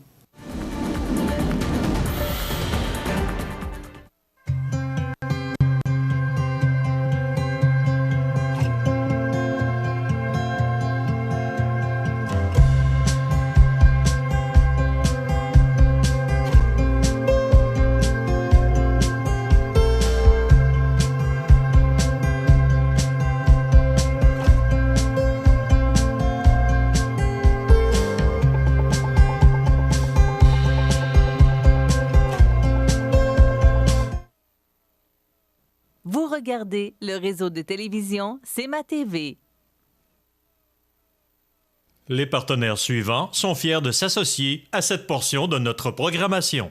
Chez Luminaire Futura, voyez notre choix immense de lampes de table, modèles suspendus ou murales, grand choix de lampes de travail pour étudiants, petits et grands, le plus grand choix d'horloges pour tous les goûts et pour tous les styles. Luminaire Futura, 125 Taché-Ouest Montmagny, 248 73 35. Veuillez prendre note qu'aujourd'hui, il n'y a pas d'avis de décès. Vous regardez le réseau de télévision C'est ma TV. On revient à notre invité, notre députée de Côte-du-Sud et ministre déléguée au développement régional, Mme Marie-Ève Proulx. Marie-Ève, il y a beaucoup de choses qui font jaser actuellement sur différents dossiers de la région. L'horaire de faction à Saint-Jean-Port-Joli. Là, on nous a dit que ça va coûter 800 000. Le Conseil du Trésor n'a pas les argents. Là, Saint-Jean-Port-Joli, j'ai rencontré le maire récemment. Ils veulent pousser la machine parce que ça devient essentiel pour leur région. Il y a d'autres régions qui l'ont eu, dont la Pocatière. Alors, tout le monde nous dit ça. Puis là, j'ai dit, on va voir Mme Pro, on va lui poser des questions. Oui. Quelle est votre position? Comment le dossier est rendu où là-dedans? Bien, en fait, ça donne très bien qu'on se rencontre, Michel, aujourd'hui, maintenant, parce qu'à 8h30 ce matin, j'étais avec les paramédics de Saint-Jean-Port-Joli. Vendredi 21 février. Vendredi 21 février, oui, merci de le préciser. On est lundi dans les... Oui, parce que aujourd'hui, avec les technologies... Donc, c'est ça. J'ai rencontré les paramédics de Saint-Jean-Port-Joli. Puis, on a eu une belle rencontre où j'ai pu entendre ce qu'il y avait à dire. Évidemment, vous disiez que la Pocatière l'avait déjà eu, mais c'est pas vrai. La Pocatière non plus ne l'a pas, les horaires à l'heure, comme Saint-Jean-Port-Joli. J'avais rencontré aussi au début janvier l'AMRC de Lillet, dont le maire de Saint-Jean-Port-Joli, qui défendent ce dossier-là avec véhémence et avec raison. Moi, là-dessus, j'ai spécifié ce matin aux gens que j'ai rencontrés que j'étais tout à fait avec eux, que je comprenais très bien les difficultés et les enjeux autour de ce dossier-là. C'est quelque chose qui peut coûter cher. Donc, c'est pour ça que le gouvernement du Québec aussi y va étape par étape, malgré les données qui justifient. Ça justifie. Là, eux, ils ont fait un travail exceptionnel, ces gens-là, pour mesurer, pour évaluer puis pour démontrer l'importance que dans chaque milieu, chaque région, on ait des horaires à l'heure. Donc, moi, j'ai pris, évidemment, puis même si je ne les avais pas rencontrés, pour moi, c'est un dossier très préoccupant, puis je le défendais, je l'avais même souvent dit ici. Puis, avec ma collègue Danielle Mécan, en ce moment, je sais qu'elle travaille en profondeur, elle revise en profondeur les façons de faire pour assurer les services paramédicaux sur tout le territoire du Québec. Puis, au prochain budget, au 10 mars, bien, on va avoir des nouvelles par rapport à ça. Bon. Vous me dites que la Pocatière ne l'a pas. Moi, j'avais eu l'information que... Non, ils ne l'ont pas non plus. Est-ce que ça veut dire que c'est le même montant pour... C'est pas les mêmes tarifs parce que c'est pas la même population qui le desservent. OK, parce que ça commence à être beaucoup d'argent. Mais c'est beaucoup d'argent, 800 000 par année que ça coûte environ pour transformer d'un horaire de faction à horaire à l'heure. OK. Qu'est-ce qui fait que c'est si dispendieux pour... C'est une bonne question. C'est des détails que je n'ai pas, que je pourrais pas vous expliquer, que je comprends, là, mais qui sont difficiles à expliquer.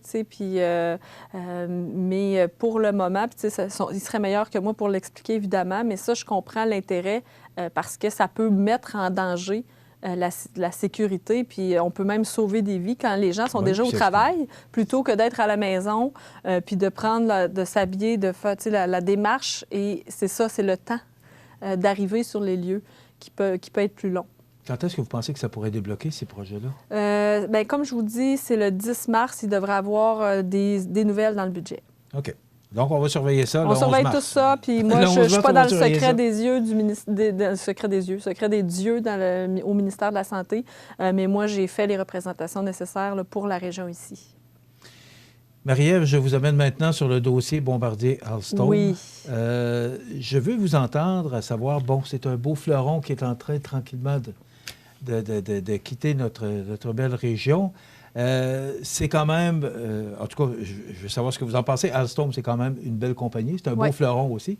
Vous pensez quoi de cette transaction? Vous pensez quoi de ce qui se passe actuellement avec Bombardier? Bon, Bombardier, ça n'a jamais été simple. Ça n'a pas toujours bien été. Le gouvernement a injecté énormément de fonds dans cette compagnie depuis les tout débuts de Bombardier. Oui. Donc, le statu quo n'était pas permis au gouvernement du Québec là, dans ce dossier-là, quand on a vu qu'il était encore en difficulté financière. Mon collègue Pierre Fitzgibbon a travaillé très fort à trouver des partenaires. On a Airbus pour le A220 qui a devenu, dans le fond, qui a acheté la partie pour l'aviation. Il y a Alstom avec qui on est devenu majoritaire, comme actionnaire majoritaire dans Alstom, avec 2 sièges au conseil d'administration également. Ça, c'est important, là. C'est des Québécois là, qui vont devenir propriétaires et actionnaires de cette compagnie française. Et ces 2 personnes-là vont permettre de voir aussi ce qui se passe? Oui, tout à fait. Donc, ça va protéger nos argents, ce qu'on n'avait pas auparavant. Oui, tout à fait.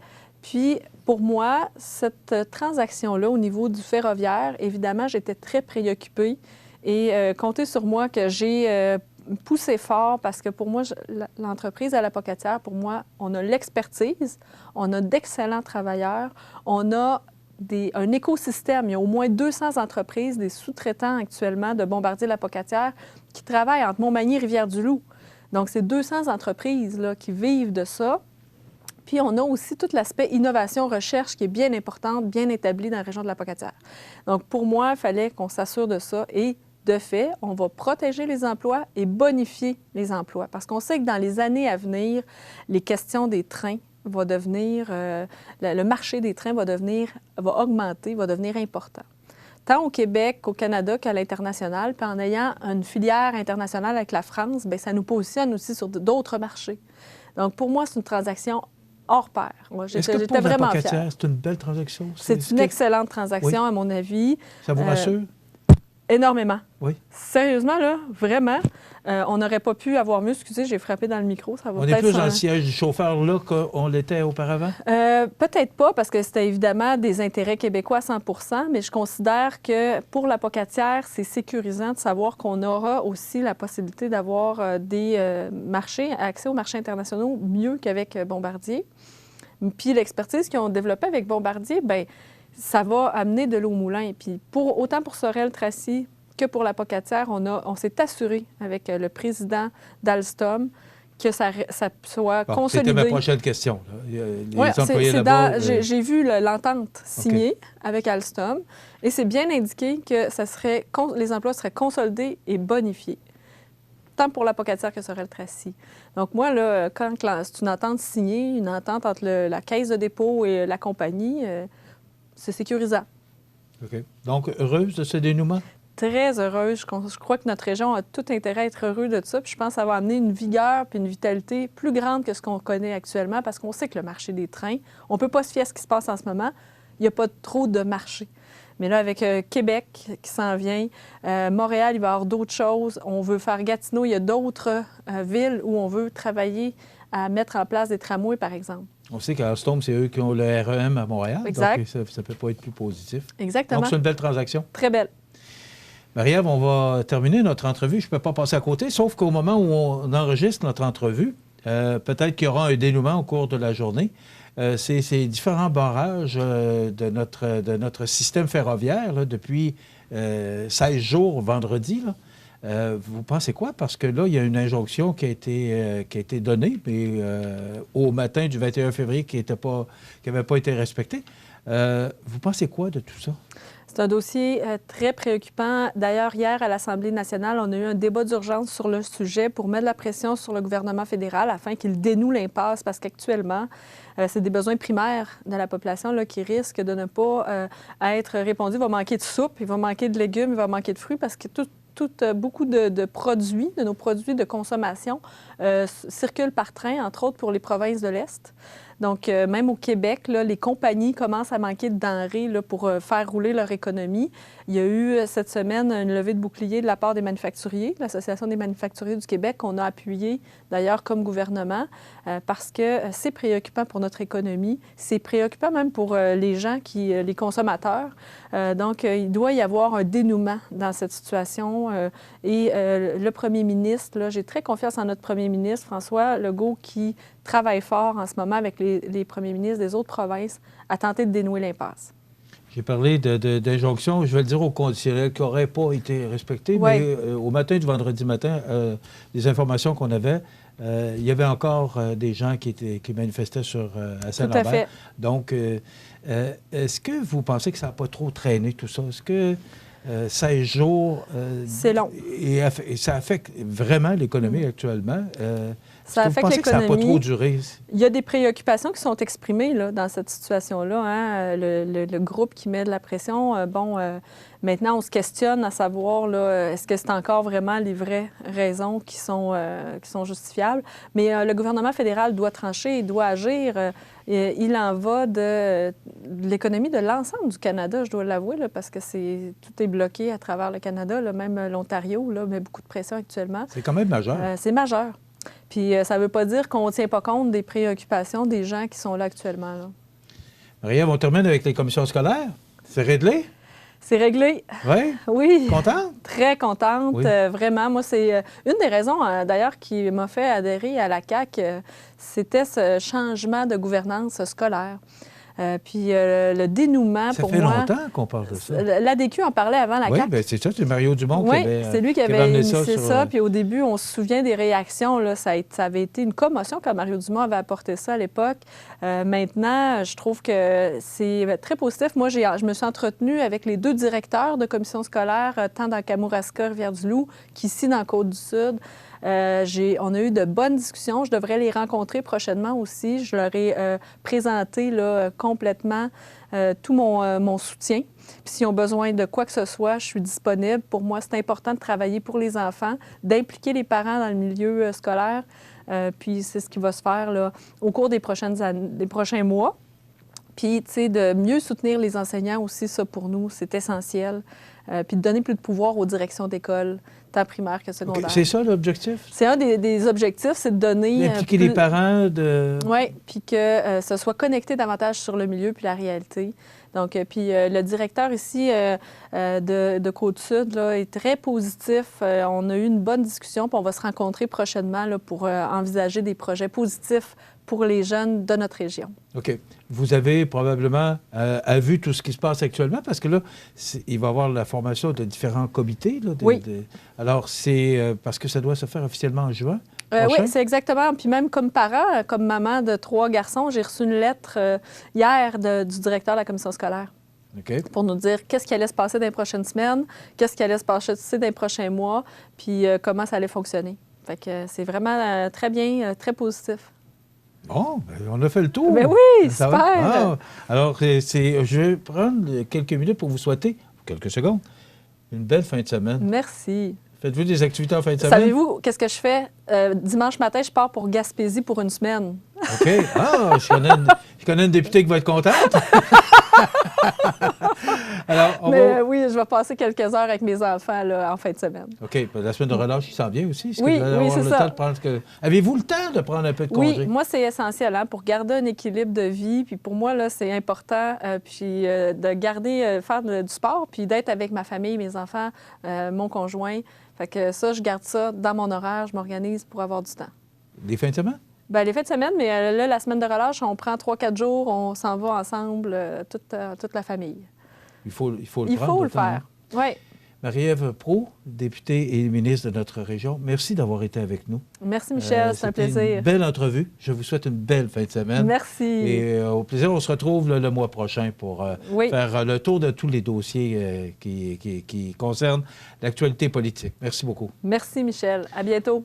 Voilà, ça complète notre entrevue avec Mme Marie-Ève Proulx, députée de Côte-du-Sud et ministre déléguée au développement régional.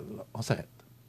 René Sanson, l'électricité plomberie à Montmagny, est fidèle à ses valeurs depuis plus de 80 ans. René Sanson, l'électricité plomberie est une entreprise reconnue et devenue la référence dans la région. René Sanson, électricité plomberie à Montmagny est aussi présent à Saint-Pascal, dans Kamouraska. Lorsque vous roulez et vous apercevez une intervention policière, vous devez respecter le corridor de sécurité. C'est pour protéger la personne qui intervient. Sinon, vous risquez une amende entre 200 et 300 $ et 4 points d'inaptitude. Le corridor de sécurité, ça s'applique pour les véhicules d'urgence, de surveillance et de remorquage. Assurez-vous bien de respecter le corridor de sécurité.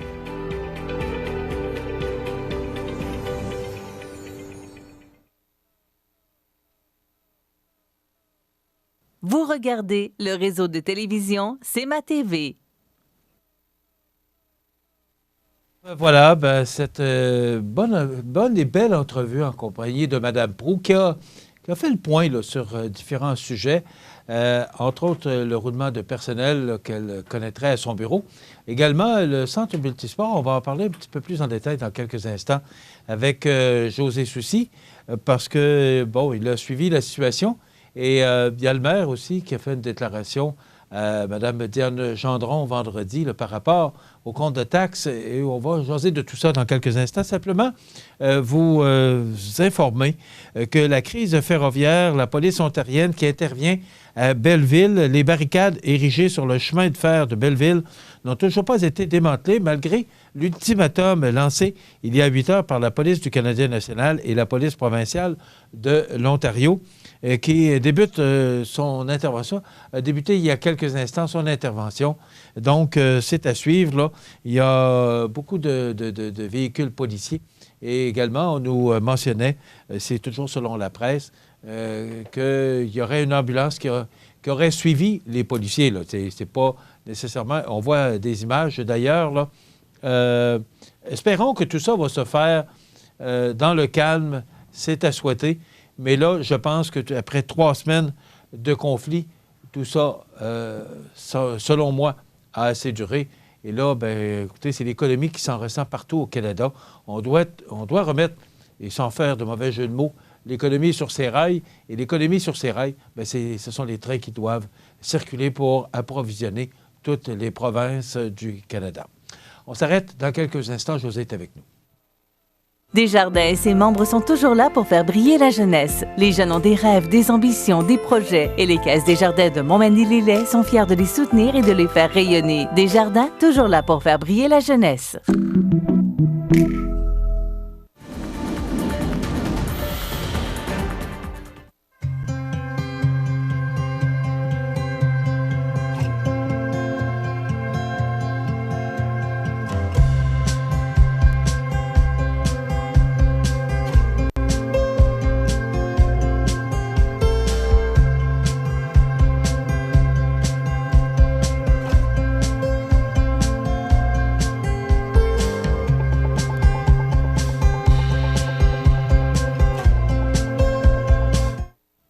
Regardez le réseau de télévision C'est ma TV.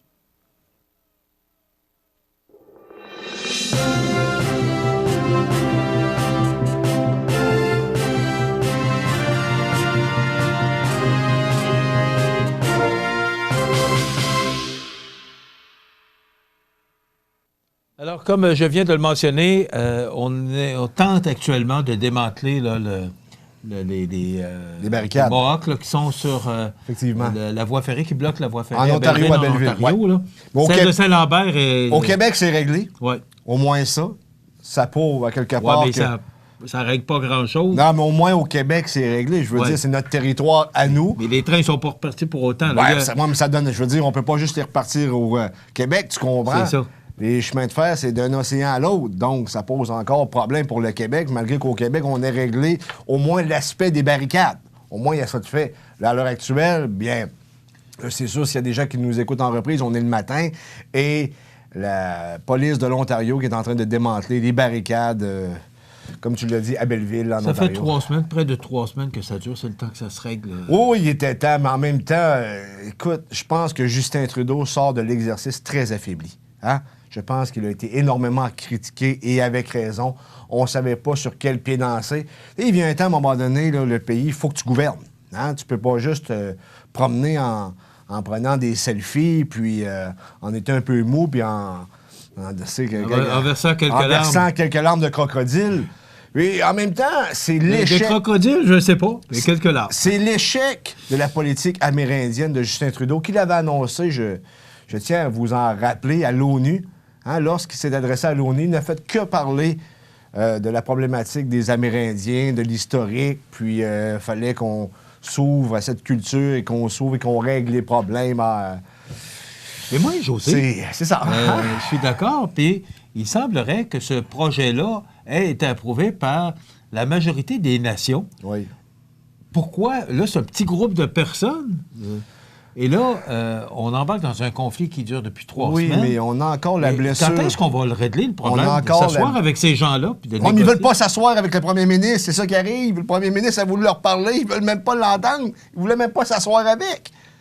Ça te prouve à quel point que cette communauté-là, au moins cette frange de cette communauté-là, n'a pas de respect pour le premier ministre du Canada. Puis on a vu un peu le capharnaüm de la manière qu'il a géré la situation. Il se disait une chose et son contraire le lendemain.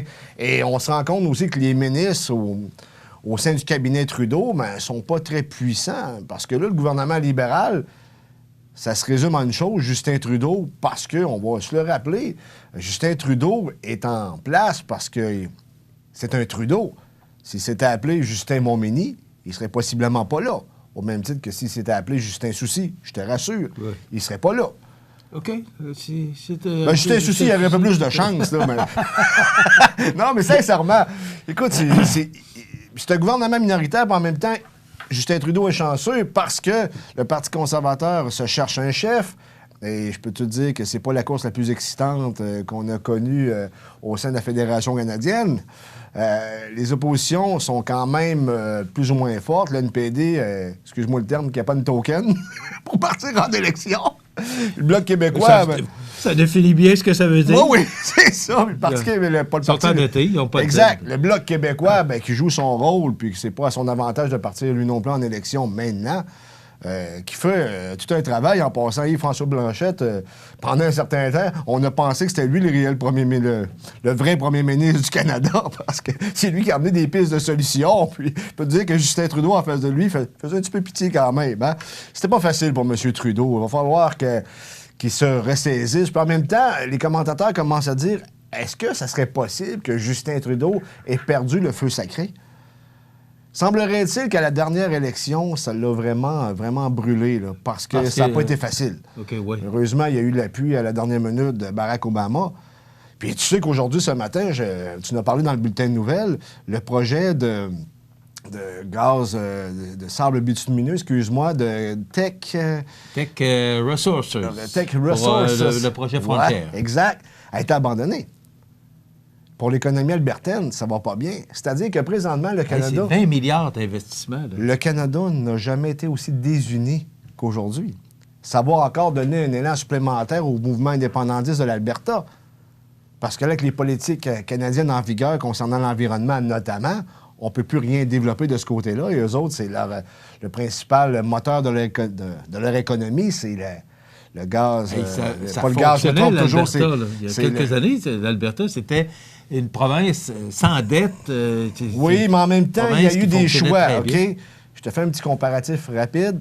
La Norvège, qui est aussi un produit, là. La Norvège, qui est un pays producteur de pétrole également, qui s'est fait un bas de laine, je pense, de 1000 milliards, sinon plus, tandis que du côté de l'Alberta, ce qu'on a fait, on a baissé les taxes et les impôts. Au lieu de se mettre un peu d'argent de côté. Exact. Et lorsqu'arrive une crise, on n'est pas en mesure de se virer de bord. Puis là, on blâme les autres provinces, parce que là, on dit on vous envoie de la péréquation, mais en même temps, pour le développement des sables bitumineux, le Québec a payé beaucoup aussi pour que la province se développe. Je veux dire, c'est pas aussi simple qu'on l'explique. Hein? Et c'est un début d'année 2020 difficile. Difficile, tout à fait, oui. Tout ce qui se passe actuellement sur notre planète, là, entre autres le virus, là, coronavirus, qui là, s'est rendu en Iran. Il y a même une dame qui était affectée qui est venue à Montréal. Et là, tout le monde est sur un peu le pied de guerre. Sur le qui-vive, savoir est-ce que les gens ont été infectés. Ce qui se passe avec ce blocage, ça dure depuis 3 semaines. C'est pas facile. Je trouve que c'est un début d'année 2020. Espérons que ça va se rétablir, mais... Se rétabiliser? Oui. Je me suis repris très du verbe rétablir. Écoute, ramenons ça sur la scène locale. Exact. On a rencontré Mme Proulx. On a réalisé que les gens ont pu voir il y a quelques instants l'entrevue réalisée avec Mme Proulx. Elle a expliqué le roulement de personnel. Elle a expliqué et je pense que les explications, ce qu'elle recherche autour d'elle... oui, mais elle n'a pas expliqué grand-chose, Michel. C'est du monde compétent parce qu'elle a un grand territoire. On sait qu'elle a beaucoup de responsabilités. Alors, c'est ce qu'elle nous a expliqué. Oui, mais ce qu'elle laisse entendre, elle dit oui, je recherche du monde compétent. Est-ce que la ministre est en train de nous dire que les gens qui ont passé dans son bureau n'étaient pas des gens compétents? Bien, peut-être que dans le domaine... Non, Michel, non. Dans le domaine politique, peut-être. Michel, non. Tu sais, tu as travaillé en politique. Non, je suis obligé de te dire non. Je suis obligé de prendre position ce matin, non. 12 personnes qui ont passé en 16 mois, plus les 2 malades. J'ai vu la liste des gens, là. Je vais juste parler d'une personne qui est passée dans les bureaux, c'est Jean-Guy Desrosiers. Et Jean-Guy Desrosiers est loin d'être un incompétent. C'est un homme brillant et c'est un homme qui aurait facilement pu être député fédéral ou provincial. Je veux dire, j'ai parlé à François Lapointe, ce qui m'a dit qu'il n'avait jamais vu ça, un roulement de personnel de la sorte. Bernard Généreux a sensiblement la même équipe depuis 2015. Tu n'as peut-être pas lu également l'éditorial de Stéphanie Gendron qui est sorti vendredi concernant les explications de Marie-Ève Proulx, puis surtout la réponse du premier ministre Legault à l'effet non, il n'est pas inquiet, mais on parle quand même d'accusations d'harcèlement. Je veux dire, la ministre sort de l'exercice très amoché. Et il va falloir qu'elle travaille fort. Elle n'a plus le droit à l'erreur. Il reste 2 ans. Oui, puis c'est à elle de faire ses preuves. Ouais. Là, maintenant, la balle est dans son camp. Il reste 5 minutes et Oui. je veux parler de ce qu'on a sorti par rapport au centre... Complexe sportif. Complexe sportif. Et De santé durable. Complexe sportif et culturel et de santé durable. C'est ça. Parce qu'il y a des mots qui se sont ajoutés au fil du temps dans le projet. Hein? Parce qu'au début, c'était un complexe sportif. Après ça, c'est devenu complexe sportif et culturel et maintenant, et de santé durable. Là, on parle d'un projet de 30 millions et au niveau culturel de 10 millions. Donc, 40 projet millions global total. de 40 Exact. millions. C'est pas rien. Là. Et il y aura approximativement 10 millions à aller chercher. De toute façon, la ministre l'a confirmé vendredi. Mais là, 10 millions, écoute, on est allé chercher 2,3 millions dans le milieu et ça a tout pour pris. l'IRM. Et ça a tout pris. C'est-à-dire que, heureusement que c'était M. Guimond qui s'occupait ou qui était en charge du dossier parce que c'est un homme très apprécié. Il avait raison parce qu'il a fait énormément pour la région. Et lorsque tu as déjà eu des conversations avec cet homme-là, c'était un homme charmant, brillant, gentil. C'est un chic type. C'est un homme d'affaires aussi, ouais. Qui a monté Ressort Liberté, qui a fait fonctionner Ressort Liberté pendant plus de 30 ans. C'est un gars qui a travaillé pour l'IRM. La nouvelle bâtisse qu'on a... qui remplace le restaurant Bel Air, qui est avec la nouvelle clinique médicale, avec la pharmacie à l'intérieur. C'est un homme d'affaires, mais aussi c'est un tellement sympathique. Exact. Tellement sympathique. Et il est allé chercher 2,3 millions. C'est ça. Qui, maintenant, prendra le relais pour aller chercher 10 millions dans le marché?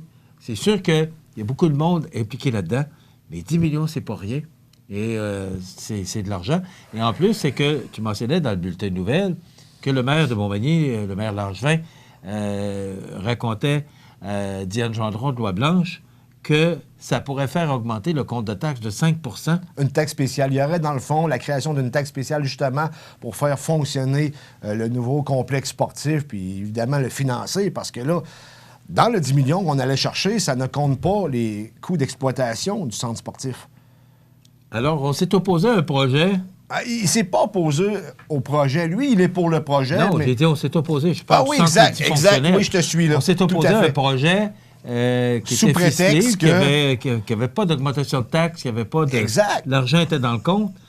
Et là, j'ai hâte de voir la réaction des citoyens de la place par rapport à ce nouveau projet que moi, je suis pour ce projet-là. Je suis pour qu'il se fasse. Pas à n'importe quel prix. Mais pas à n'importe quel prix. Parce que, écoute, on a besoin, notre ville se développe, on a besoin de projets, mais là, ça commence à être... Parce que la ministre... Soulignons-le, c'est un beau projet. Oui. À même l'intérieur de notre école. Et, entre autres, on parlait de la piscine Guylaine-Cloutier. Écoute, on a besoin de réparer la piscine Guylaine-Cloutier. L'endroit a besoin d'amour, c'est clair. Alors, mais est-ce que c'est la priorité des priorités? Quelles sont les priorités? Est-ce qu'on a défini les priorités? Une chose que j'ai compris à Montmagny, c'est qu'on ne veut pas d'augmentation de taxes. Hein? Les gens n'en veulent pas. Je pense que c'est partout pareil, on n'en veut pas. Mais des fois, il faut faire des choix. 2 pour... Non, mais je veux dire, en rapport avec suivre le coût de la vie, là. Ça, les gens sont prêts à l'accepter. Mais une augmentation de taxes de 5 selon le maire Langevin, avec tout ce que j'ai vu concernant le centre d'immigration, le projet de centre d'immigration, ben, d'après moi, c'est pas signé. Puis en plus, si on commence la construction ultérieurement, on devrait voir ériger le nouveau complexe sportif. Là, je veux dire, il serait complété en mars 2024, le 8 mars exactement 2024, si on suit tous les plans et devis présentés. C'est pas fait encore. J'ai l'impression que on va en entendre encore longtemps parler. Mais là, le dépôt a été fait. Oui, je vais le dire au conditionnel, mais la ministre me l'a confirmé vendredi. Il a été fait. La date butoir était le 21 février, donc vendredi dernier, pour entrer dans les projets parce que l'année fiscale du gouvernement se termine le 31 mars. Donc, si on voulait faire partie du PAFIR, du programme PAFIR, il fallait absolument déposer le projet le 21 février dernier, qui est vendredi dernier. Le projet serait déposé, c'est du moins la confirmation que j'ai eue de la ministre, qu'il allait être déposé. Alors, on va sûrement en réentendre. Ça va faire chose. Une petite parenthèse pour féliciter nos alliés 2B, qui sont les champions du tournoi P1 international de Québec, catégorie Inter-B. Donc, félicitations. Écoute, ils ont juste accordé 3 buts dans leurs 4 parties. C'est ça, 4 parties, 3 buts. C'est une excellente performance, des victoires écrasantes de 9-1, 8-0, je me souviens pas trop, mais il y a 2-3 blanchissages là-dedans, mon cher ami. Une méchante machine offensive, nos alliés. Félicitations de toute l'organisation et merci aussi à Jessie Croteau qui m'a informé concernant les parties. Donc, on est fiers de vous. Demain, on reçoit Mme Nancy Lebrec pour parler justement des consultations concernant le complexe sportif. Passez une bonne journée.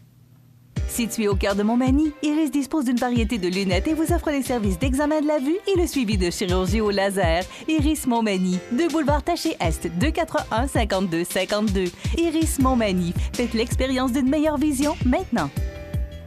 L'émission Bonjour Côte-du-Sud, une présentation de votre Uniprix Daniel Lachance du complexe Santé Montmagny. Service professionnel, 88 248 55 95.